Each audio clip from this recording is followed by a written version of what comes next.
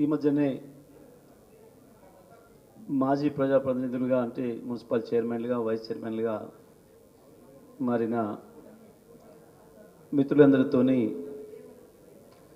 సమావేశం ఏర్పాటు చేయాలని కేసీఆర్ గారి ఆలోచనలని కేటీఆర్ గారు ఇచ్చిన కార్యాచరణని విజయవంతంగా అమలు చేసి తెలంగాణ రాష్ట్రంలో మనం కలలుగన్న పద్ధతుల్లో పట్టణాలను తీర్చిదిద్దిన మిమ్మల్ని అందరినీ సన్మానించుకోవడం పార్టీకి గౌరవంగా ఉంటుందని చెప్పి భావించి ఈ కార్యక్రమాన్ని ఏర్పాటు చేసిన పెద్దలు బీఆర్ఎస్ పార్టీ రాష్ట్ర కార్యనిర్వాహక అధ్యక్షులు, తెలంగాణకు భారతదేశంలోనే కాకుండా ప్రపంచవ్యాప్తంగా గుర్తింపు తీసుకొచ్చిన మాజీ ఐటీ ఇండస్ట్రీ పురపాలక శాఖ మంత్రివర్యులు కేటీఆర్ గారికి, పెద్దలు ఉద్యమ సహచరులు మాజీ స్పీకర్ శాసనసభకి, ప్రస్తుత శాసన మండలిలో మన పార్టీ నాయకులు మధుసూదనాచారి గారు, మిత్రులు మాజీ మంత్రివర్యులు శ్రీనివాస్ గౌడ్ గారు, పెద్దలు మాజీ మంత్రివర్యులు ఉద్యమ సహచరులు మహమూద్ అలీ గారు, సోదరి మాజీ మంత్రివర్యులు సత్యవతి రాథోడ్ గారు, అదేవిధంగా వేదికపై ఉన్న శాసనసభ్యులు మాజీ శాసనసభ్యులు పెద్దలు మాజీ మంత్రివర్యులు మల్లారెడ్డి గారు, వేదిక పైన ఇతరున్న మిత్రులు, ఈ కార్యక్రమంలో హాజరైన బీఆర్ఎస్ పార్టీ నాయకులు నాయకురాళ్ళు, మీడియా మిత్రులందరికీ నా నమస్కారాలు. ఎందుకు మనం ప్రత్యేకంగా ఈ కార్యక్రమాన్ని చేసుకున్నాం అంటే దీనికి తప్పకుండా దీని ప్రాధాన్యత దీనికి ఉన్నది. ఇవాళ మనం గ్రామాలలో ఎక్కడ పోయి చూసినా ఒకటే మాట వినబడుతుంది, ఎవడు పారబెట్టినోడు లేడు, చెత్త ఎత్తినోడు లేడు, గ్రామాలన్నీ మళ్ళీ పాత పద్ధతుల్లో అయిపోయినాయి, 2014 ముందు ఏముండెనో మళ్ళీ గ్రామాలు ఇవాళ ఆ పరిస్థితికి వచ్చినాయని చెప్పి మనం అనేక వార్తలు వింటున్నాం, చూస్తున్నాం. నిన్న కూడా ఒక పెద్ద మనిషి సిద్దిపేట నుంచి వచ్చి కేసీఆర్ గారికి రావడం అదే ముచ్చట చెప్తూ, మాధవరెడ్డి గారని సార్కి చిన్ననాటి మిత్రుడు వచ్చి ఆయన రాగానే చెప్పిన మాట, సార్ ఎక్కడిది మళ్ళీ అంతా ఎప్పుడట అయిందిగా, ఊర్లు మొత్తం మళ్ళీ కంప కొడుతున్నాయి అనే మాట. నిజమే, ఇది ఎందుకు వచ్చింది ఇప్పుడు? వాస్తవానికి 2014 ముందు కంపే ఉంది, ఊళ్ళల్లో కంప ఉంది, కంపు ఉంది, ఇంకా కొంత రాజకీయ కంపు కూడా ఉండే. కానీ కేసీఆర్ వచ్చిన తర్వాత, మన ప్రభుత్వం ఏర్పడిన తర్వాత ప్రజాప్రతినిధుల ఆలోచనలలో కూడా మార్పు వచ్చింది. అంతకుముందు లేరా? సర్పంచులు లేరా? ఎంపీటీసీలు లేరా? ఎంపీపీ జెడ్పీసీ లేరా? మున్సిపల్ చైర్మన్ లేరా? ఎమ్మెల్యేలు లేరా? మంత్రులు లేరా? ముఖ్యమంత్రులు లేరా? అందరూ ఉన్నారు భారతదేశం స్వతంత్రం వచ్చిన కాంచి. కానీ ఎందుకు కేసీఆర్ వచ్చిన తర్వాతనే మారింది? ఒక తెలంగాణలోనే వచ్చింది మార్పు. పక్క రాష్ట్రాలు ఉన్నాయి మనకు బార్డర్లో, ఎక్కడ చూసినా ఇంకా అదే కంపు వర్దిల్లుతుంది. ఈ మధ్యకాలంలో నాకు గుజరాత్కి వెళ్ళొచ్చిన మిత్రులు రకరకాలుగా ఎవరి పనుల మీద వాళ్ళు పోయిన వాళ్ళు, వ్యాపార నిమిత్తం పోయిన వాళ్ళు, చివరికి కిట్టి పార్టీలలో ఉండిపోయించిన వాళ్ళు కూడా మాట్లాడుతున్న మాట ఒకటే మాట, గుజరాత్ ఇక్కడెక్కడ కాదు, స్వయంగా ప్రధానమంత్రి చీపులు పట్టుకుని వచ్చిన ప్రధానమంత్రి ఈ దేశాన్ని, ఆయన సొంత రాష్ట్రం, ఆయన రాష్ట్రంలో పోయి వచ్చిన ప్రతి ఒక్కరు అన్న గుజరాత్లో గంట కంపు ఉంటుందని మేము అనుకోలే. మహిళలు కావచ్చు, పురుషులు కావచ్చు, ఎవరు పోయిచ్చినా మేము కనబడితే చెప్తున్న మాట, అసలు మన హైదరాబాద్తో పోలికే లేదు. హైదరాబాద్ కాదు, మన గ్రామాలతోనూ కూడా అక్కడ పట్టణాలు పోలికలు లేవు.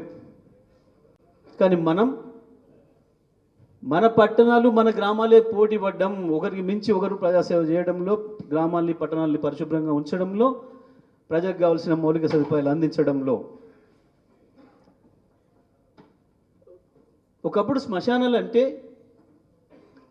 అవేవో అంటరానివి, మనం పోకూడనివి, మనిషి తొందరగా ఎట్లా పారేసి ఎట్లా బయటపడితే బాగుండి ఇక్కడి నుంచి ఉంటే మనం కూడా పోతామేమో అన్న భావన.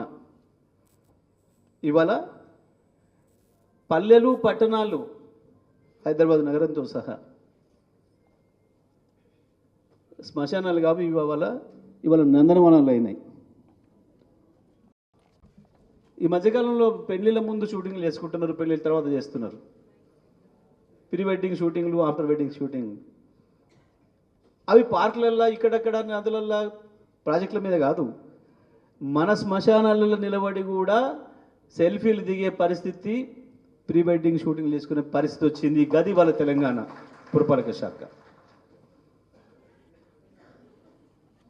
బీఆర్ఎస్ ఏమిచ్చింది, కేసీఆర్ ఏమిచ్చిండు, తెలంగాణ ఏమొచ్చింది, తెలంగాణ వచ్చి ఏమొచ్చిందంటే అది వచ్చింది,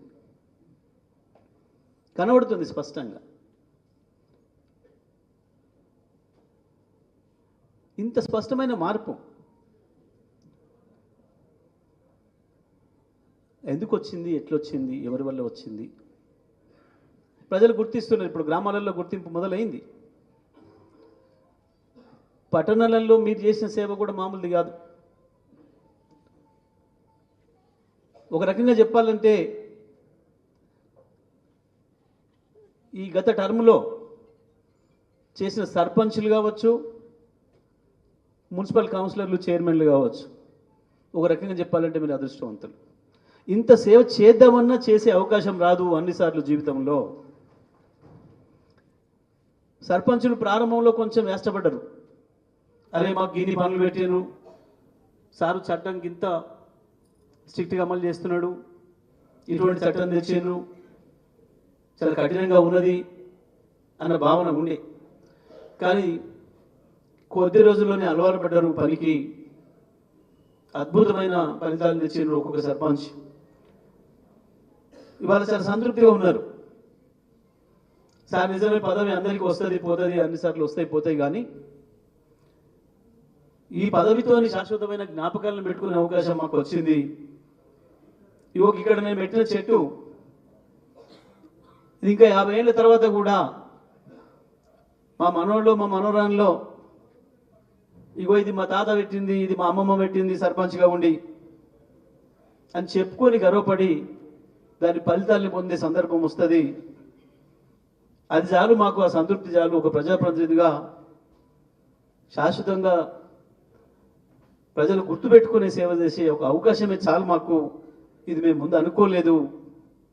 ఇంత గొప్ప అవకాశం వచ్చింది అంటే అది కేసీఆర్ గారి వల్ల వచ్చింది అనే మాటను ఇవాళ చాలామంది గుర్తు చేసుకుంటున్నారు.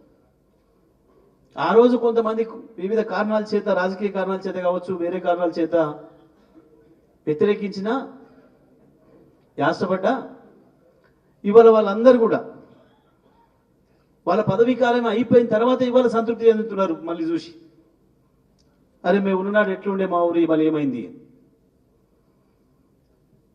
ఎప్పుడైనా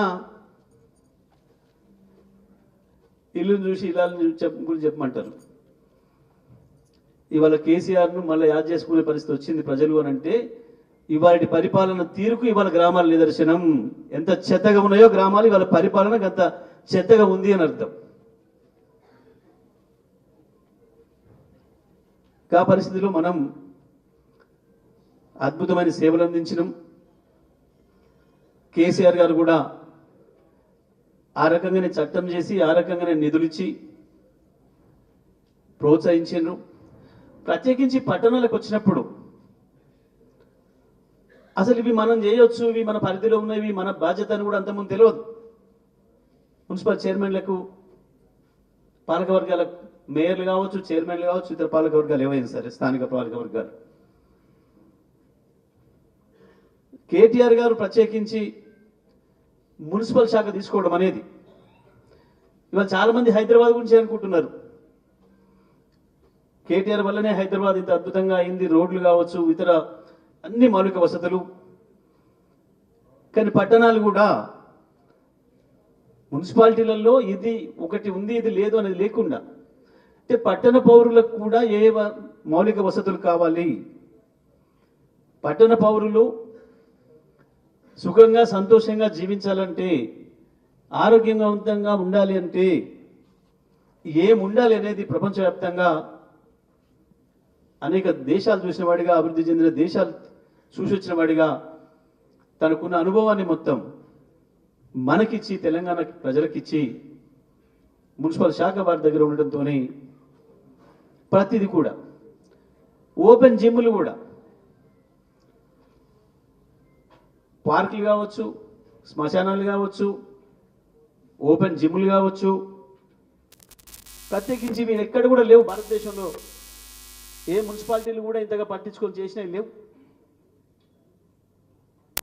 అవి ఎటువంటివి కావచ్చు, అవి బీజేపీ ప్రభుత్వాలు కావచ్చు, కమ్యూనిస్ట్ ప్రభుత్వాలు కావచ్చు. ఇక కాంగ్రెస్ ప్రభుత్వానికి అయితే అసలు ఎప్పటికీ ఉండదు, కాంగ్రెస్ నాయకులకి ఎన్నడూ కూడా రాదు. అది ఆలోచన వచ్చే అవకాశం కూడా లేదు. కాంగ్రెస్ పార్టీ ఇంకా 1000 ఏళ్ళు బతికినా ఇంత గొప్ప ఆలోచనలు వచ్చే అవకాశం లేదు, వాళ్ళకి రావు. వాళ్ళ నేపథ్యమే అది కాదు. ఇవాళ అంత గొప్ప పద్ధతుల్లో పట్టణాల్ని అభివృద్ధి చేసే దాంట్లో భాగస్వాములై కేసీఆర్ గారి ఆలోచనలను, కేటీఆర్ గారు ఇచ్చిన కార్యాచరణను మనస్ఫూర్తిగా తీసుకొని మీ పట్టణాలు మీ సొంత ఇల్లులాగా భావించి ఇంత అద్భుతంగా అభివృద్ధి చేసి తెలంగాణ రాష్ట్రానికి అనేక అవార్డులు, జాతీయంగా చూస్తే మనం చూసినాం, గ్రామ పంచాయతీలు తీసుకున్నా, మున్సిపాలిటీలు తీసుకున్నా 1 నుంచి 10 వస్తే అన్ని తెలంగాణకే వస్తున్నాయి. భారతదేశం ఇంకో రాష్ట్రం పేరు వినబట్టట్లేదని చెప్పి 20 పెంచితే కూడా 20లో కూడా 18, 19, 17 అన్ని మనకే వచ్చి 100 లెక్క పెడితే కూడా 1 నుంచి 40 తెలంగాణకే వచ్చే పరిస్థితి వచ్చింది అంటే అది తప్పకుండా మీ అందరి కృషి ఫలితం. మీరు ఆ రకంగా పార్టీ ప్రభుత్వం మీ మీద పెట్టుకున్న ఆశల్ని అద్భుతంగా అమలు చేసి మంచి పేరు తీసుకొచ్చినందుకు ఈరోజు మీరందరూ కూడా పదవి విరమణ చేసే సమయంలో మీ అందరితో మాట్లాడాలని, మీ అందరిని గౌరవించుకోవాలని చెప్పి ఈ కార్యక్రమాన్ని ఏర్పాటు చేసిన కేటీఆర్ గారికి మరొకసారి అభినందనలు, ధన్యవాదాలు తెలియజేస్తూ సెలవు. జై తెలంగాణ.